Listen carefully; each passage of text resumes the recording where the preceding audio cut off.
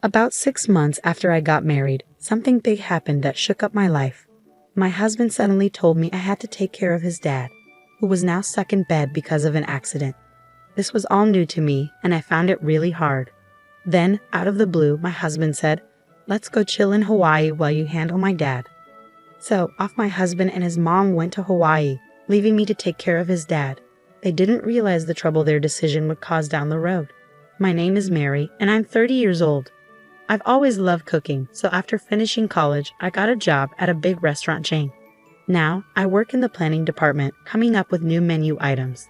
About 8 years into my job, I met Tom, who eventually became my husband. 2 years ago, I decided to go to my favorite Japanese pub alone. I sat at the counter, and next to me was Tom.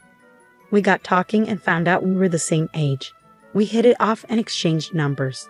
Tom started inviting me out to dinner often, and we began spending a lot of time together. He was funny and upbeat, and I found myself really liking him. It seemed like he felt the same, and we started dating. Eventually, we got married 6 months ago and now live together in an apartment conveniently located between our workplaces.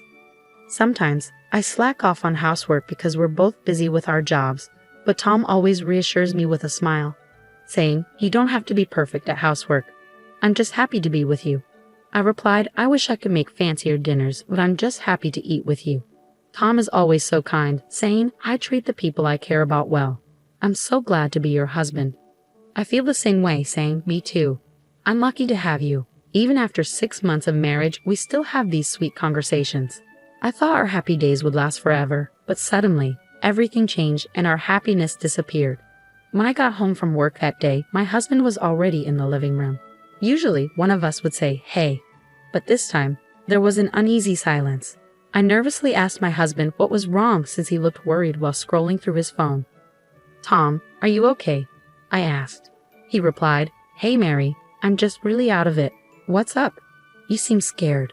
I explained, "Oh, it's just that my mom called from your mom's. Your dad was in an accident." I was caught off guard by his unexpected reaction. "What? I didn't expect that. Shouldn't we go see him?" Tom shook his head sadly, saying, "No, we can't." "Why not?" I asked, feeling anxious. "It's just not possible right now," he said. "Mom's taking care of him until he's better." "Oh no," I sighed, feeling helpless. His words made me realize there was nothing we could do at the moment. I let go of his hand and sat down on the sofa. I was worried about my father-in-law. He had just turned 65 and usually took good care of himself, enjoying activities like hiking and golfing on his days off. My husband works for my father-in-law's business, so I knew he must be feeling torn. Not only is he his boss, but he's also his dad. It was hard to imagine him being his usual cheerful self that day when he was clearly upset. A week later, we finally got to visit my father-in-law in the hospital. When I walked into his room, he had a weak smile on his face. "How are you feeling, Dad?" I asked, concerned. He scratched his head apologetically and said, "Mary, I'm sorry for worrying you." I reassured him, "Don't worry, I'm just glad you're safe." He nodded slowly, saying, "I'm okay, but I'll stay in bed for a while." Seeing him smile eased my worries. Unfortunately, the accident had left him with a spinal cord injury, and he was still paralyzed. He had to stay in the hospital for about 2 months for treatment and rehabilitation. Even after he was discharged, he would need ongoing therapy. While he was away, Tom decided to step in as president of his father's company. It felt strange to have my husband as the boss, even if only temporarily. As I was watching Tom and his father talk, my mother-in-law pulled me aside and sarcastically said, "Hey Mary, are you sure you're not confused about something?" "I'm not confused," I replied firmly. "Just because Tom is the president doesn't mean you can take advantage of him. Please don't do that."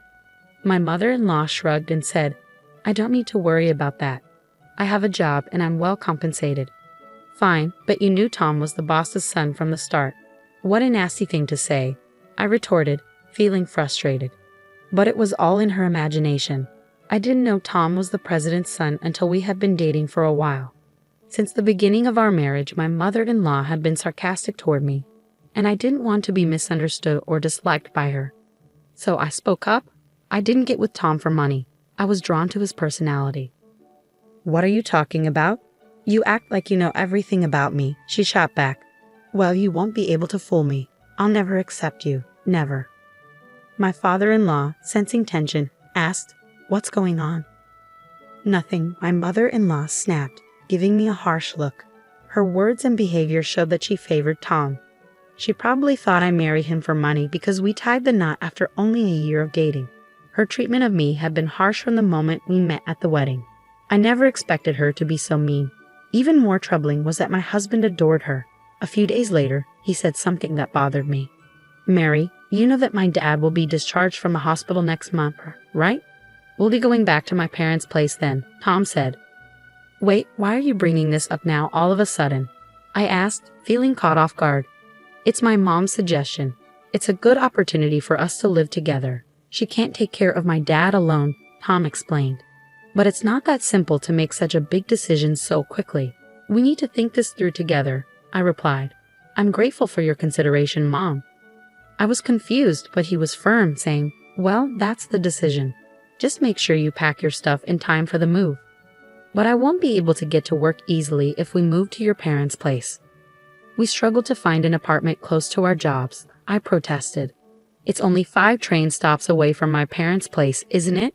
You're lucky you can even sit on the train in the mornings," he replied. It seemed like my husband and mother-in-law had already made up their minds about living together. Despite my attempts to discuss avoiding it, they ignored me. My husband became even more devoted to my mother-in-law, and his treatment towards me got harsher. He started lecturing me every single day. "How's the packing going? I won't be able to take time off work on moving day, so you'll have to take care of everything.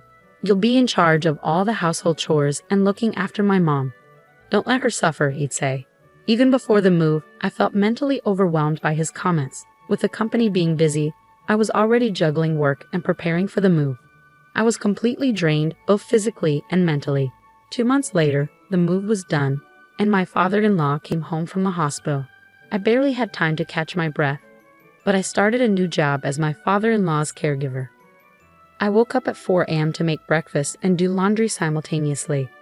Then I hurried to my father-in-law's room to give him a morning massage and help him change clothes. I had to finish breakfast before my husband and mother-in-law, and once they were done, I assisted my father-in-law with his meals. Finally, after everyone had eaten, I could head to work. Despite all my efforts with caregiving and housework, my mother-in-law was never satisfied. She always seemed to find a way to delay me from going to work in the mornings. "Mary, can you spare a minute?" she'd say. I'd apologize.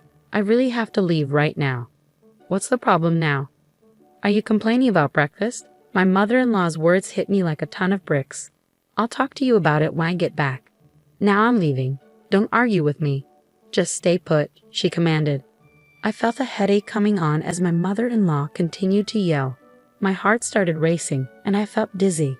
Whenever my husband or mother-in-law started with their unreasonable demands, I would get heart palpitations and headaches. But arguing with them only made things worse. The quickest way to get through it was to stay quiet.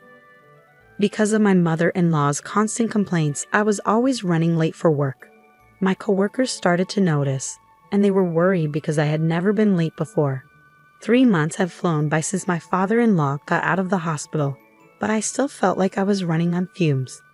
After a long day at work, I had to rush home and start cooking dinner, but even my efforts weren't enough to please my husband. "What's the matter, Mary? I come home tired, and you're serving fish? Are you serious?" he criticized. "I'm sorry. I had to step away to help my father-in-law, so I just made boiled fish," I explained. "You should make something that gives me energy. I'm not interested in boiled fish," he complained. As my husband started making himself some instant noodles, I fell silent, feeling defeated. My mother-in-law looked smug.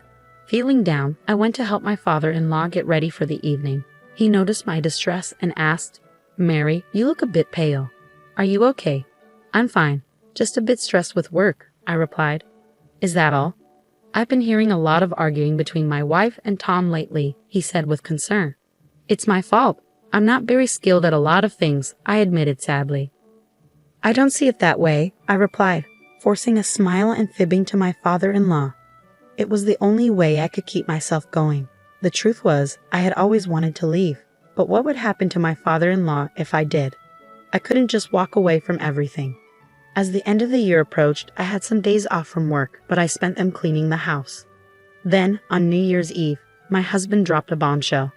"My mom and I are heading to Hawaii," he announced. "Hawaii? But we've been talking about this for a while," my husband explained, sounding nonchalant. "Wait, just think about your dad's condition. He needs you here. Besides, you're off work, so we should do something together," I pleaded. They both had smug looks on their faces as they showed me their packed carry-on bags. It seemed like they found my confusion amusing as they struggled to contain their laughter. As they walked out the door, my husband casually said, "You'll take care of my dad while we're in Hawaii. We're going to relax, so you're on your own." They both laughed as the door closed behind them. In that moment, something inside me snapped. "What do you mean, take care of him? Why am I the one doing everything alone? I can't handle being treated like this as a family member. I'm divorcing him when they get back," I thought, feeling a surge of anger. Despite my decision to divorce, I resolved to focus on caring for my father-in-law until they returned. I decided to stop doing anything around the house. The next day, I made breakfast for my father-in-law as usual and went to his room with a towel to help him freshen up. As I was doing so, my father-in-law smiled at me. "Mary, Happy New Year," he greeted me. "Dad, Happy New Year to you too. What happened with Tom and my wife last night?" "They seem to be in some sort of trouble," I asked. "They went to Hawaii," he replied. "Hawaii? Really?" My father-in-law sighed deeply and looked skeptical. Dad, let's not dwell on that. I'm sorry for everything. But wait a second. What are your thoughts?" I apologized and then asked for his opinion. I've actually been able to get out of bed on my own for a few days now. I was waiting for the right moment, but I never expected it to happen like this, my father-in-law explained with a smile, speaking slowly. It turned out that my father-in-law had noticed how unfairly I was being treated. I had asked my mother-in-law and husband to help me with errands, but they had ignored me. Additionally, the company's executive director had contacted my father-in-law, reporting that my husband, who was acting as president, was not following proper procedures and was abusing company funds for this trip. So my father-in-law contacted a company representative to monitor my husband's behavior. They discovered that my husband had been slacking off at work, which angered everyone. My father-in-law was supposed to take back his position as president after the new year, but instead he decided to fire my husband. Since the house was in my father-in-law's name, while they were away, we changed the locks and made plans to keep them out when they returned. As I went to the city office to pick up 2 divorce papers, a week passed. Suddenly, I heard banging on the front door and the intercom ringing repeatedly. It was my husband and mother-in-law just back from Hawaii trying to get in. I responded to them through the intercom. "Welcome back. How was your trip?" I asked politely. "Mary, open the door right now. I can't open it," my husband demanded. "I can't do that. My father-in-law warned me not to let them in." "What? What are you talking about?" "Hey, did you enjoy your trip? You know that was company funds, right?" I asked, trying to keep my tone light. I didn't know," my husband stammered, looking flustered. I couldn't help but chuckle as I watched their reactions on the monitor. Then, my father-in-law, who had been listening in, chimed in from the side. "So you really used company money, son? Why, you're not even supposed to be able to walk," my father-in-law said incredulously. "I've been able to walk for a few days now, thanks to Mary helping with my rehabilitation, and the managing director told me about your shady behavior at work," my father-in-law explained. "Who's the managing director?" my husband asked, clearly caught off guard. "No, Dad, that's not true.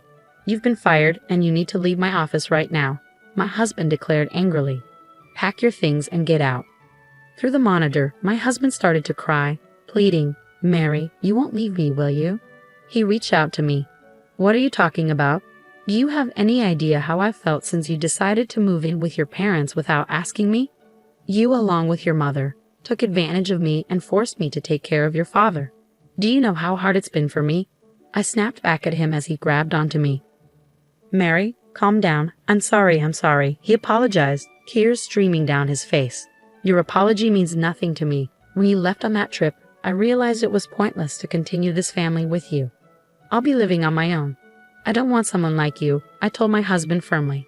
He looked stunned as he backed away, and my mother-in-law rushed to support him.